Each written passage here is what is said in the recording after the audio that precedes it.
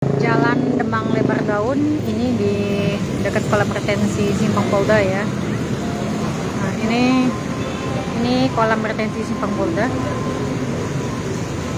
Saya akan menginformasikan kepada pengguna jalan yang melintas di Jalan Demang Lebar Daun ini bahwa lampu penerangan jalan ini padam ya. Lampu padam ini mulai dari Simpang Angkatan 45 hingga ke Simpang Polda. Nah, itu Simpang Polda flyover.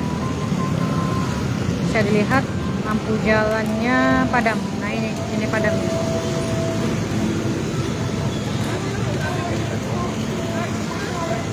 Ini Jalan Demang Lebar Daun ini adalah jalan nasional atau jalan negara ya.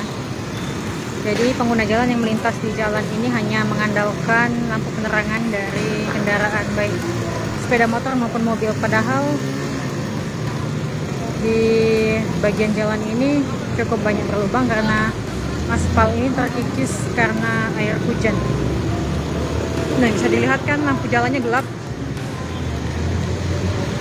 Lampu jalannya ada satu ya, menggunakan tiang satu di median jalan. Jadi satu tiang ini menerangi dua ruas jalan di kiri dan kanannya. Nah, bisa dilihat lampu jalannya padam. Bukan cuma di Jalan Demang Lebar Daun ini saja ya lampu yang padam, tapi juga di beberapa titik ruas jalan lainnya, baik itu jalan kota, jalan provinsi maupun jalan nasional juga ada yang lampu penerangan jalannya padam. Salah satunya di Jalan Nurdin Panji, itu juga jalan nasional atau jalan kebun sayur.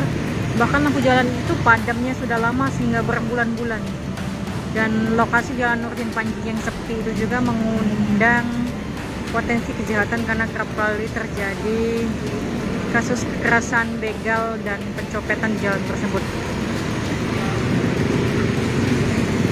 Nah, bisa dilihat padahal ini di pusat kota ya, tapi lampu jalannya masih saja padam.